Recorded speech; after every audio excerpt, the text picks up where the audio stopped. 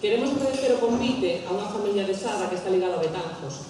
Lourdes, que é unha garela de Betanzos como a nós, moitas grazas pola feitura musicada desta cantarela e, sobre todo, por contar con a nosa asociación para apoiar o estreno desta primeira foliada dedicada ás Rías Medias, das que tamén formamos parte. Gracias.